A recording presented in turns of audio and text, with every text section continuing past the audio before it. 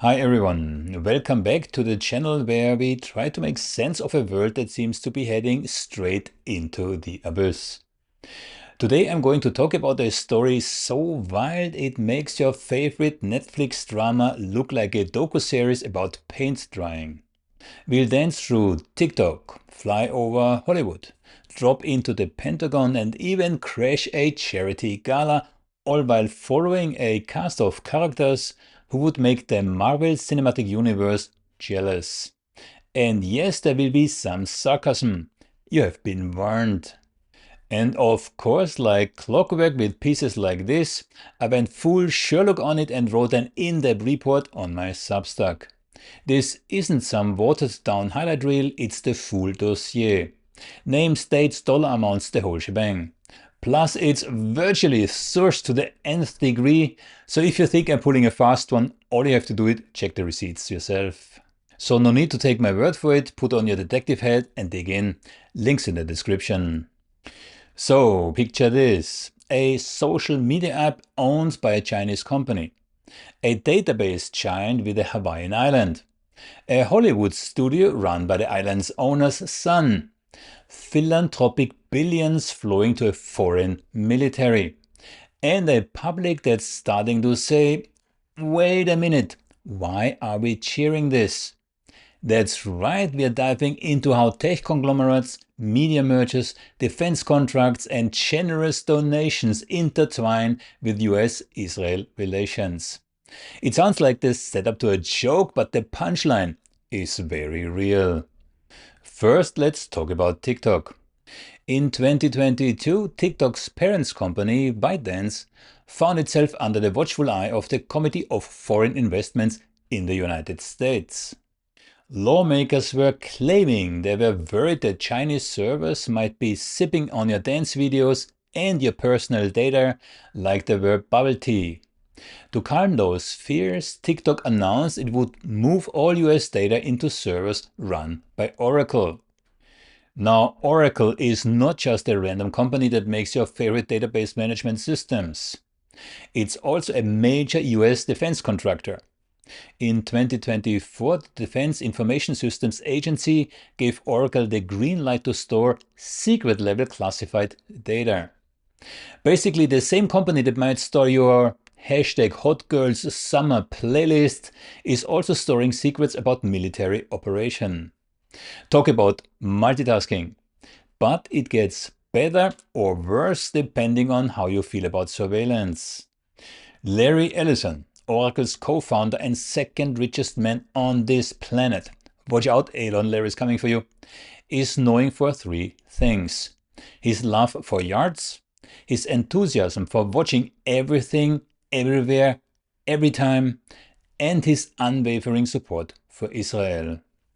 During a 2024 financial analyst meeting, he said that with AI and unambiguous surveillance, citizens, and I quote, citizens will be on their best behavior because we are constantly recording and reporting everything that's going on.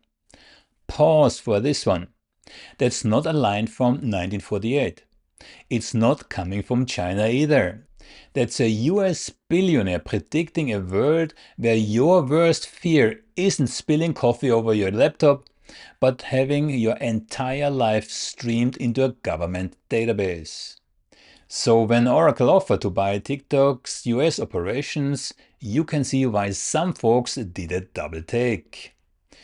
Is this really about protecting data from China or more about putting the same data under the watchful eye of a company that thinks privacy is a quaint idea? And then of course there's Safra Catz, Oracle's CEO. Born in Holon, Israel, she has made it clear that the company's mission aligns closely with both US and Israeli interests.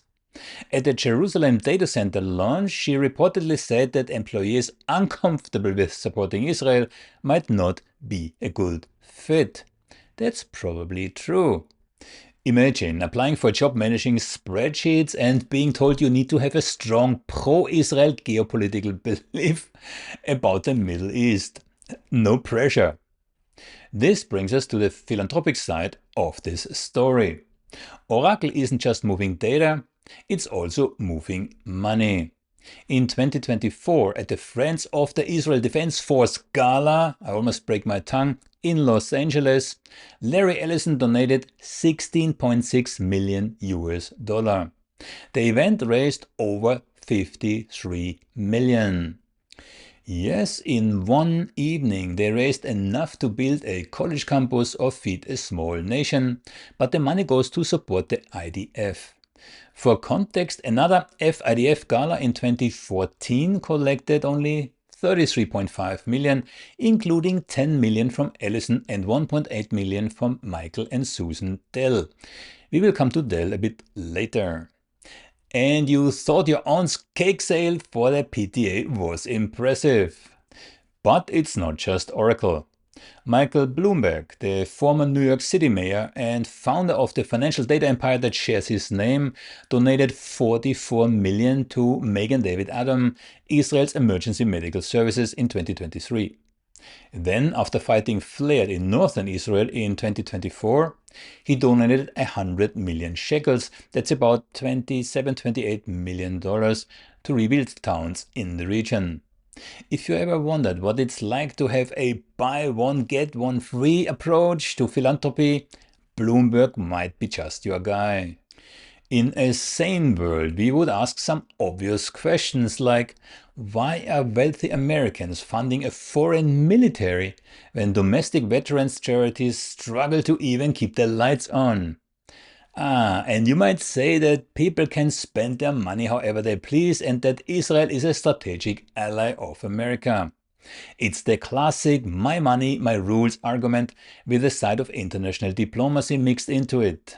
Wherever you fall on that spectrum, one thing should be clear. US philanthropy, if you can call it that, has become part of Israel's defense budget, which is already funded massively by US taxpayers, and it interlocks with the corporate world in ways that would make any accountant's head spin. Now back to TikTok, because this story just keeps on giving. After Israel's slaughter of tens of thousands of men, women and children in Gaza, Amalek style, surprise, anti-Israel content surged on social media. TikTok responded by creating a new role, Public Policy Manager for Hate Speech. And who did they hire? Erika Mindel, a former US State Department contractor who worked with Ambassador Deborah Lipstadt, the Biden administration's special envoy on anti-Semitism. Now, if that's not enough, Mindel previously served as an assistant director at the American Jewish Committee. This is like handing the keys to your town square's megaphone to its most zealous gatekeeper. It transforms a platform meant for open dialogue into a high-security zone of ideological policing and thought control. According to Jewish Insider, what Mindel was really hired to do is develop and drive the company's position on hate speech, lobby lawmakers, and obsessively track anti-Semitism trends. The Anti-Defamation League, which I will call ADL going forward, threw a party celebrating her hire. They even helped cook up the job, doing some fancy and a quote, high-level convening. Sounds all very official, right? Who doesn't want less hate online? Well, some folks at least aren't buying it. Seder Social, a group fighting for Palestinian digital rights, points out that hiring someone with a background in the Israeli military and US government smells like a recipe for biased censorship, and who can blame them? Plus, TikTok has a not-so-secret habit of bending over backwards when Israeli authorities want things taken down. Imagine trying to post about Gaza and getting hit with a "sorry, your video violates community guidelines because it criticizes a war" notice. The irony is thicker than Aunt Ruthie's matzo ball soup at Passover. Human Rights Watch jumped into the conversation too, laying out how Meta, yes, the overlords of Facebook and Instagram, have been systematically silencing Palestine-related content. Between October and November 2023 alone, they documented over 1,000 cases where peaceful pro-Palestinian posts were mysteriously vanishing. The true number is probably much, much higher. So when you check out that pattern, calling TikTok censorship fierce paranoid starts to sound like a bad joke. But interestingly, nobody's arguing we shouldn't fight anti-Semitism. The question is, who gets to be the judge, jury and executioner deciding where hate stops and legitimate dissent begins? That's the real question. Meanwhile, in Hollywood, things got juicier. In July 2024, Reuters dropped the bombshell that Skydance Media, running on a dream fueled by David Ellison, was about to merge with Paramount Global. And they were not just doubling around, Skydance investors would control 100% of the Class A voting shares and a hefty 69% of Class B shares. If you don't know what that means, it's simply a thing of power. But wait, David Ellison himself would be the chairman and CEO. That's right, the guy behind Top Gun Maverick is now running the studio that owns CBS, Paramount Plus and a mountain of Hollywood's greatest hits. And just in case you missed it, he's Larry Ellison's kid. It's like a corporate sitcom starring Dad and Son. Dad buys the data centers. Son scoops up the film studios. Dad writes huge checks to the IDF. Son decides what America sees on the evening news about the Middle East and other topics. What could possibly go wrong? Come on, guys. When your family bankrolls Israeli causes and you command one of the biggest media networks in the country, it's not surprising folks start wondering how much bias they're gulping down with their morning coffee. The Forward even pointed out that Larry Ellison is a major Friends of the IDF donor. That's an organization, Friends of the IDF. And once dangled a fat board seat at Oracle for Benjamin Netanyahu himself. Haaretz said the offer was worth about $450,000 a year if Netanyahu resigned from the Knesset first. Netanyahu passed on it for now. But maybe just hates board meetings, who knows, but it sure shows how cozy this little power circle really is. Sure, defenders say Paramount was on the ropes and needed fresh leadership, fair enough.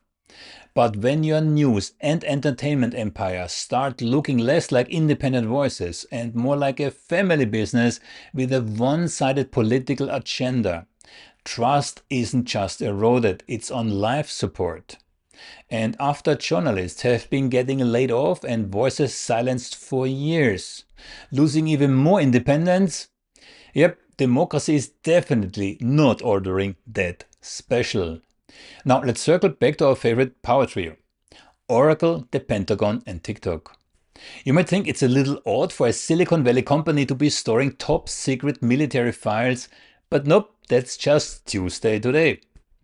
Back in 2022, the Pentagon handed out a juicy $9 billion cloud contract to Amazon, Microsoft, Google and yes, Oracle.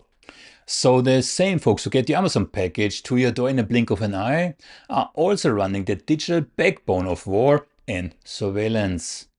Oracle bragged loudly when it got greenlit to host classified info, letting it throw its head into the ring for CIA contracts and the Pentagon's joint warfighting cloud capability. Fast forward to September 2024, and a CIA official spills the beans. They're working with vendors like Oracle to get AI models into high-side environments. Translation: the CIA wants to feed AI some top-secret data to chew on. But don't worry, they promise they will not suck up the whole internet. But hey, if your TikTok watch history gets involved, who knows? Civil liberty groups are sweating. Remember Snowden? Those 2013 leaks showed how tech giants cozied up to warrantless mass surveillance. Larry Ellison was defending the NSA back then, saying America needed to monitor everything. Guys, and that's what's coming.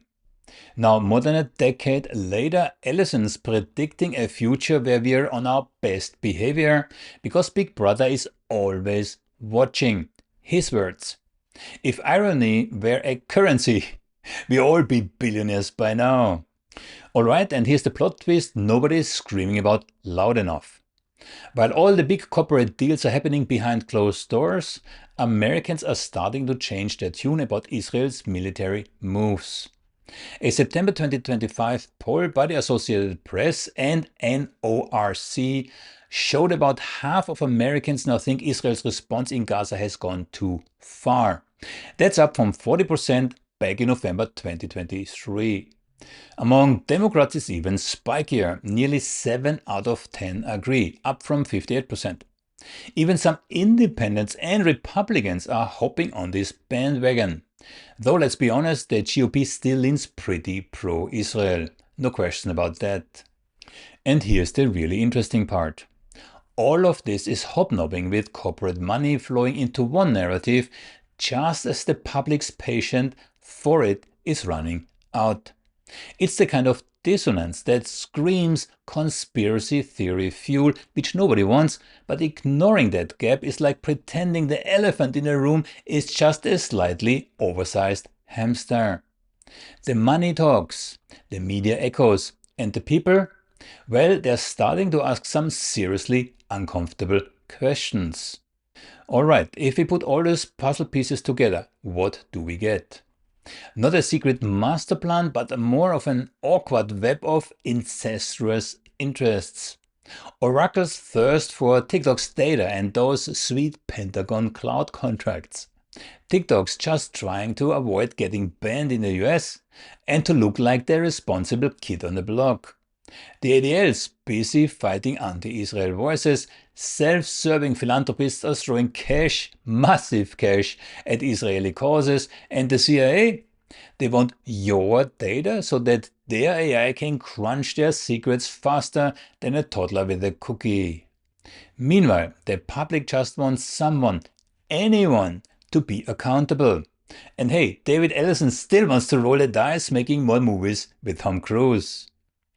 Put simply, this isn't just a messy pile of business deals, it's a whirring web of collusion straight out of Orwell's playbook, now starring billionaires, megacorporations, and intelligence agencies, all working behind the scenes in service of Israel's interests.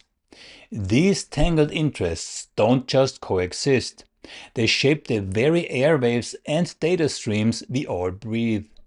When a handful of companies monopolize the flow of information and hold their keys to both your data and the Pentagon's secrets, your For You page becomes less about showing you cute cat videos and more about shielding you from uncomfortable truth. Or from information the government doesn't want you to see. And if David Ellison, whose family bankrolls the IDF, calls the shots at CBS, don't be shocked if the evening news suddenly forgets to mention an inconvenient genocide in Gaza, for example. It's not about some bastardly conspiracy. Well, maybe a little. It's about the consistent, whispered pressure that keeps the sinking boat steady for just a little bit longer. And to keep the checks flowing. Philanthropy, of course, has this shiny, generous glow, like handing out cookies and smiles. As Victoria Nuland did, if I remember correctly, in Kiev in 2014. And sometimes, sure, it's that.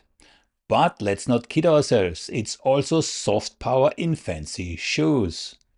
When Larry Ellison and Michael Bloomberg scribble a check to an Israeli organization, they are not just playing Santa. They are building themselves a front row seat with Israeli politicians, military bigwigs, and social elites. It's basically the grown-up version of buying everyone drinks at the bar, except instead of goodwill you get invitations, whisper networks, and maybe even some juicy business deals. Win-win, so to say. Critics tap their watches and remind us that donations to the Friends of the IDF or Magen David Adom come with a cherry on top. Tax breaks in the US. Yep, supporting a foreign military somehow gets the same tax treatment as feeding a homeless shelter in the US. Fair? Depends on who's asking. The defenders chip in that since Uncle Sam already shells out billions to Israel, private billionaires are just topping off Uncle Sam's tab. It's a tangled mess that even the sharpest sarcasm can't unravel. Sorry, tax law writers, you're off the hook. Now here's where it gets sticky. Oracle's cozy government cloud contracts mashed up with TikTok's social media platform, that's a recipe for data cross-pollination with a dash of Big Brother is watching. No one's waving banners saying Oracle is sneakily handling your TikTok likes to the CIA. Not yet, at least. But the very possibility should give anyone the creeps. AI trained on social data can already predict what you will do next better than your spouse or yourself, spot the troublemakers, or optimize ads so perfectly you forget what privacy felt like. And when the very guy forecasting this surveillance utopia assures us it's for our own good, of course it is. It's like the dentist promising to use power tools with zero anesthesia because, hey, it's very efficient. And don't get me started on accountability. Half of Americans now believe that Israel has gone too far in Gaza, but policy and corporate donations aren't remotely catching up. Democracy, media disconnect. In a healthy system, public opinion nudges policy and corporate behavior. When that stops, trust evaporates faster than free coffee at a startup. People either retreat into conspiracy theories or check out completely. Neither sounds like a recipe for success, if you ask me. That's why transparency is the buzzword we need to own. Companies should name drop when they are writing fat checks for foreign militaries or when the executives have political agendas. Social platforms should be forced to open the curtain on their moderation policies and bring in a mix of voices, not just the usual suspects. Media giants ought to keep their newsrooms safe from owners with too many opinions or biases. Sure, it won't fix everything overnight, but it's at least a start, and we definitely need one. So, where does this leave us? It leaves us with a complicated, messy, often absurd reality. A Chinese app might end up stored on servers owned by a company whose founders thinks privacy is overrated and whose CEO says supporting Israel is part of the job description. A media dynasty might turn out to be a father-son project shaped by philanthropic friendships with foreign politicians. Philanthropists write checks for tens of millions, while ordinary Americans debate whether Israel is going too far. It's not a conspiracy, it's structural, and it's all on public record. Now, don't get me wrong, I completely understand we can't solve this in a YouTube video, but we can ask better questions. Whether you swipe through TikTok or tune into CBS, think about who owns what and why. When you hear about a massive donation to the IDF, ask whether the same generosity is shown at home. When you read about AI surveillance, think about it. Who is really the target? And most importantly, keep your sarcasm handy. It helps to stay sane. At this point, you might be thinking, okay, that was a lot of information, but surely it ends here. Well, you underestimate the binge-worthy nature of geopolitics. Let's play a game called Predict the Next Headline. Will we see Oracle partner with a social media app from Mars? Will David Ellison buy a sports league so he can produce live matches with Top Gun-style camera angles? Will Bloomberg try to cure climate change by sprinkling billionaire dust into the atmosphere? The possibilities are endless, and I'm only half joking. The great thing about following these stories is that reality often feels like satire. Picture a scenario where TikTok, or Twitter for that matter, becomes not just a platform for dances and memes, but also a customer loyalty program that gives users reward points for good civic behavior. Upload a cat video, earn a free coffee. Criticize a genocide, get a warning. Meanwhile, the CIA's AI models are quietly humming away, learning everything about you and worse, learning how to influence and predict your behavior. And in Hollywood, the next blockbuster might be a story about a plucky group of whistleblowers taking on a tech titan with funding from the same tech titan, because irony sells. All of this raises broader questions about the future of democracy and digital rights. Will citizens start to see their online persona as liabilities? Will we have to hire personal data advocates the way we hire accountants? Perhaps your kids will grow up asking Santa for encryption keys instead of toys. The point is, entanglement of corporate power, philanthropic influence and national security is not going away. If anything, the plotline will get more intricate. You don't need to be paranoid to recognize that. You just need to pay attention. Now, before I wrap up, let's anticipate some of the fewer comments that will be left below. Isn't philanthropy good? Yes, it can be. Donors have helped build hospitals, fund scholarships, and support disaster relief. The issue is when philanthropy becomes a form of foreign policy or brand management, executed without any transparency. Next, are you being unfair to Israel? No, I'm scrutinizing the way money and influence operate within a specific context because that context matters. It does not make me an anti-Semite. If the protagonists of my story were funneling billions to Brazil's army or Belgium's, the same questions would apply, although of course neither Brazil nor Belgium is live streaming an ongoing genocide. What about other countries' influence? Good point. China invests heavily in Africa's infrastructure. Saudi Arabia pours billions into American ports. The US funds projects around the world.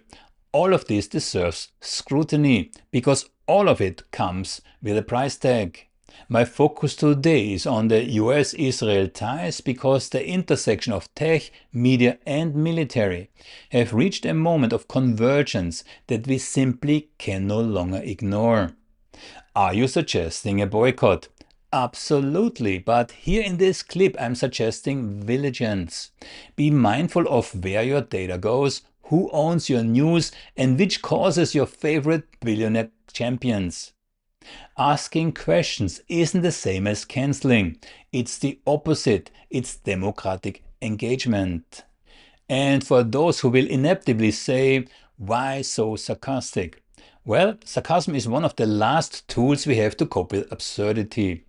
If you can't laugh at the idea of a world where your selfie might end up in a classified AI model, then we have truly lost our sense of humor. Besides, humor is a gateway to critical thinking.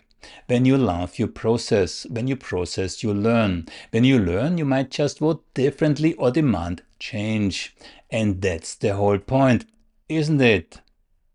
As I close this episode, remember that we are all characters in the same unfolding narrative. The decision that executives, politicians and philanthropists make today will shape our digital and political landscapes tomorrow. The world isn't run by lizard people meeting in secret rooms. It's run by well-known individuals making public and sometimes secret choices that nonetheless often escape scrutiny.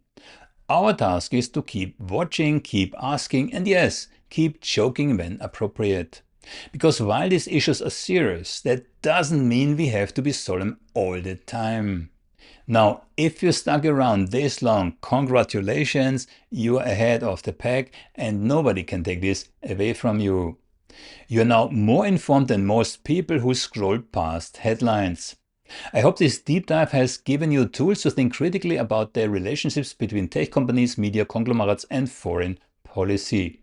Share the video, leave a comment and let's keep the conversation going.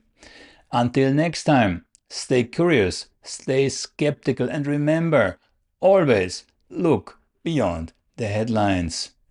Over and out.